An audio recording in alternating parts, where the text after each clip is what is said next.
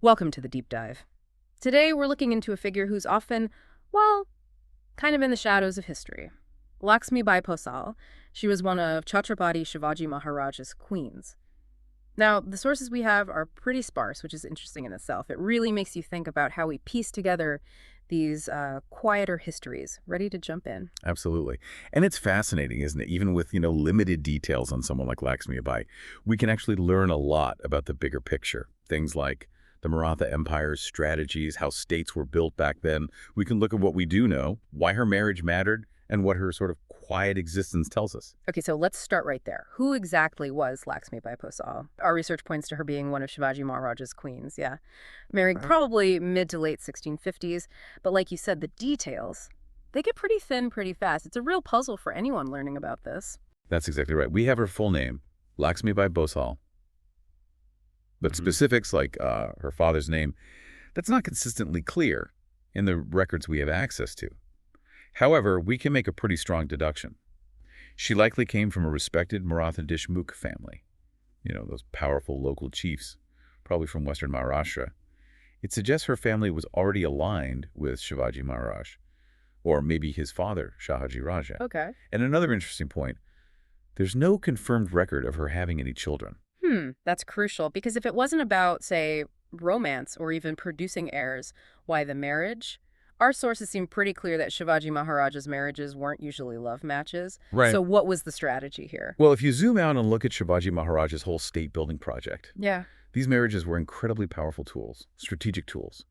Unions like the one with Laxmibai. They were mostly about politics and social cohesion. Oh, okay. Think of it as weaving together the different powerful Maratha families into his new kingdom, his Swarajya. It was a vision for independence, right? Right, Swaraja. So these marriages cemented alliances. They secured loyalty from important nobles and their jagirs, those land grants that meant power and money. It was really all about building internal unity, keeping things stable while he was laying the foundation, bringing those powerful houses together under his leadership, preventing fights within. Okay, that makes sense. So if the marriage was strategic, what was her actual day-to-day role like inside the royal household? If it wasn't politics or, succession stuff. Well, Laxmibai, and probably other queens who weren't directly in the political fray, would have lived in the royal palace, most likely Rigad Fort during that time.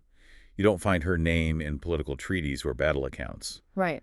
Her role was probably much more focused on the domestic side of things, managing household matters, taking part in royal ceremonies, religious practices maybe. It sounds quiet, but that kind of domestic support, the ceremonial stuff, it was vital. It kept the court running smoothly, maintained its prestige, its cultural life.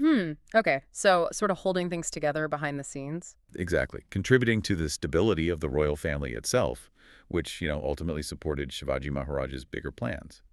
So when we think about her legacy then, it's less about big actions and more about that quiet, steady presence. What does her life tell us about the Maratha Empire overall? Yeah, I think her life is a really good reminder of all the, let's call them silent pillars that held up the Maratha Empire. Laxmibai Bhosale wasn't on the battlefield, wasn't in the council meetings, but she was part of that bigger strategy.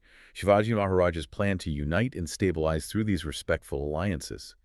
She played her part as a loyal queen, contributing to that crucial household unity.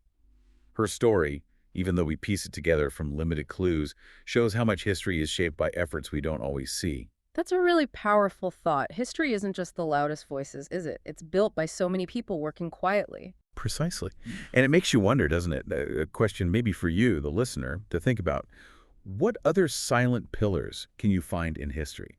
People whose contributions were essential, really fundamental to big achievements, but whose own stories are barely told. Definitely something to ponder. Thank you for joining us on this deep dive into history's quieter corners.